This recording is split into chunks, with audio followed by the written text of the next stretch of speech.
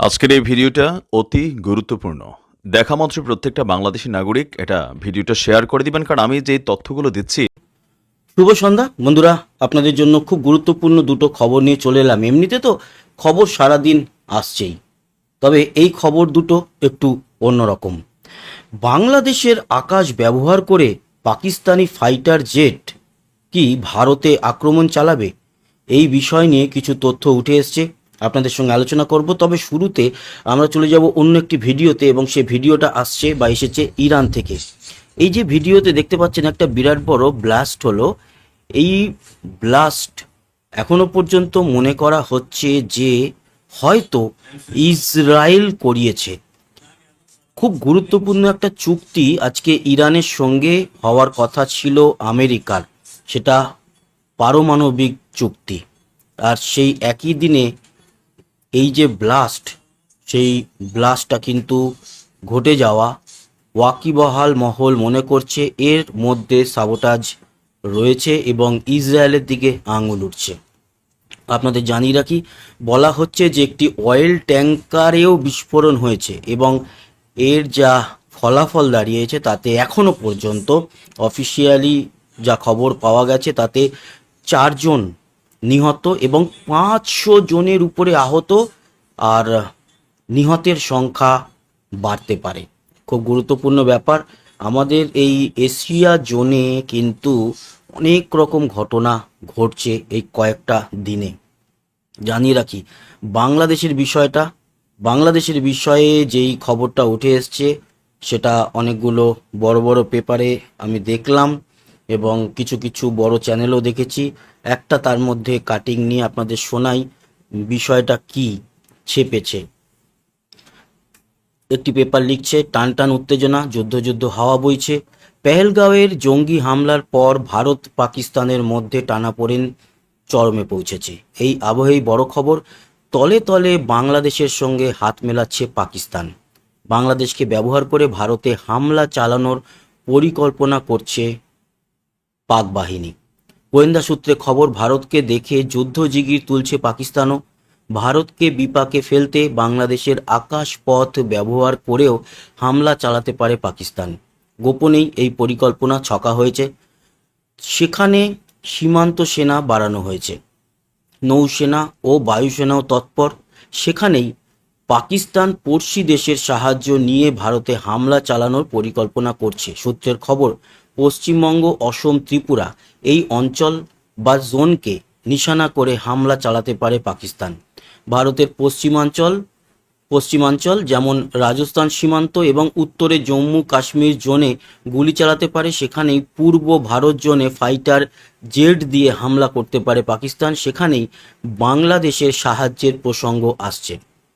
সীমান্ত অস্থির করে হামলা করতে পারে পাকিস্তান, এমনটাই সূত্র মারফত জানা গিয়েছে। গোয়েন্দা রিপোর্ট হাতে আসার পরেই ভারত বাংলাদেশ সীমান্তে জারি করা হয়েছে হাই অ্যালার্ট। ইতিমধ্যে পাঞ্জাব ও জয়সালমীর সীমান্তেও হাই অ্যালার্ট জারি করা হয়েছে। সন্দেহজনক গতিবিধি নজরে আসতেই এবার বাংলাদেশেও কিন্তু নজর। আরও কিছুটা আছে ওই শেখ হাসিনা সম্পর্কে, 5ই আগস্ট, ওই বিষয়গুলো নিয়ে ভারত বাংলাদেশ ইদানিং সম্পর্ক, সেটা আমি আর আসছি না। এখন প্রশ্ন এখানে অনেকগুলো উঠে আসছে, তার মানে বাংলাদেশে ফাইটার জেট কি পাকিস্তানের পৌঁছে গেছে? এর আগে যে মালপত্র নিয়ে জাহাজ এসছিল প্রায় 3বার, তাতে কি এই ধরনের কিছু সামগ্রী এসছিল যেটা অনেক নীরবতার সঙ্গে গার্ড দিয়ে নামানো হয়েছিল এবং এক নিরাপত্তা রক্ষী পর্যন্ত দেখে ফেলায় বা প্রশ্ন করায় তাকে সরে যেতে বা পৃথিবী থেকে সরে যেতে হয়েছিল? প্রশ্ন এগুলো। তবে হ্যাঁ, এই খবর গোয়েন্দা রিপোর্টে ছিল আগে, এবং এর আগে আইএসআই যখনই বাংলাদেশে এসে ভিজিট করে গেছে, বিভিন্ন জায়গা ঘুরে গেছে, তখন এরকম একটা সন্দেহ ছিল। এখন সেই সন্দেহ আস্তে আস্তে প্রকট হচ্ছে। ভারত তৈরি আছে এবং লক্ষ্য রাখছে চীনের দিকেও। শোনা যাচ্ছে চীন কিছু মিসাইল দিয়ে হয়তো পাকিস্তানকে সাহায্য করতে পারে, এরকমটা শোনা যাচ্ছে। অফিসিয়ালি কোনো খবর এটা পাওয়া যায়নি। এবং গতকালকেই জানিয়েছিলাম পাকিস্তানের যিনি সেনা প্রধান আসিফ মুনির, ওনার ফ্যামিলিকে অলরেডি কিন্তু ব্রিটেনে পাঠিয়ে দেওয়া হয়েছে। কালকে বলেছিলাম আমেরিকায় না, ব্রিটেনে তাদের ফ্ল্যাট, ব্রিটেনে তাদের একটা প্রপার্টি রয়েছে, সেখানে পৌঁছে গেছে। এরপরে হয়তো আসিফ মুনিরও পালাবে। কিন্তু পরিস্থিতি যেরকমভাবে এগোচ্ছে বা যেদিকে গড়াচ্ছে, তাতে গন্ধটা কিন্তু খুব একটা ভালো নয়। হাওয়ায় বাতাসে বারুদ বারুদ গন্ধ। তবে ভারতের সেনাবাহিনী প্রস্তুত আছে, জল স্থল আকাশ সমস্ত জায়গায়। বাংলাদেশ যদি এই কাজটি করে এবং মনে করে যে ৭১-এ যেরকম ভারত আলাদা করে দিয়েছিল পাকিস্তানকে এবং বাংলাদেশকে, আবার তারা জয়েন্ট ভেঞ্চারের মাধ্যমে ভারতের বিরুদ্ধে ব্যবস্থা নেবে এবং পাকিস্তান অ্যাকচুয়ালি সেই প্রতিশোধটা নেবে, তাহলে অলওয়েজ ওয়েলকাম। সিন্ধু নদীর জল কিন্তু বন্ধ করে দিয়েছে, জলস্তর আস্তে আস্তে কমছে, সেখান থেকে যা যা ছবি আসছে তাতেই সেগুলো ধরা পড়েছে। এবার পাকিস্তান তো বলেছিল সিন্ধু নদীর জল বন্ধ করা মানে অ্যাক্ট অফ ওয়্যার। তা ওয়্যারটা করো, যুদ্ধটা করো। আমরা তো চাই যে তোমরা শুরুটা করো, শেষ করার জন্য আমরা আছি। প্রতিবারই আমরা শেষ করেছি। আর সিন্ধু নদের জল কমতে কমতে শেষ হয়ে গেলে তখন কে গোমূত্র পান করে আর কে উটের মূত্র পান করে বোঝা যাবে দাদা।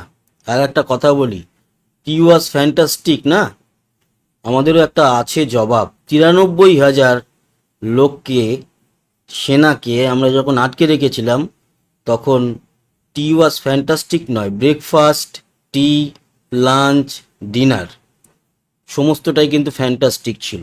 তাই ভিখারিরা এক কাপ চা খাইয়ে সারা জীবন ধরে টি ওয়াজ ফ্যান্টাস্টিক, আমাদের মন অনেক বড় উদার। আমরা ৯৩,০০০কে দিনের পর দিন খাইয়ে বাঁচিয়ে তারপরে প্যান্ট খুলে সিমলা চুক্তির মাধ্যমে ফেরত পাঠিয়েছিলাম।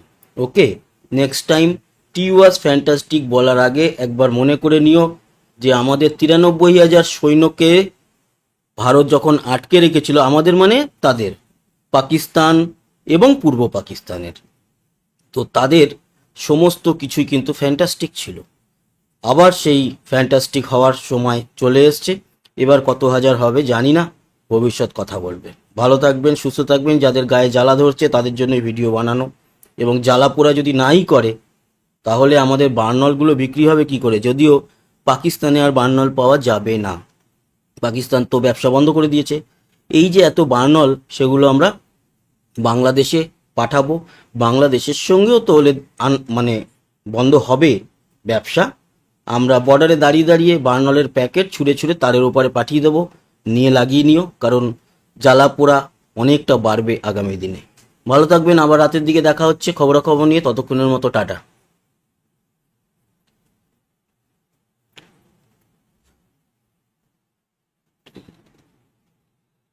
ওকে, বাই।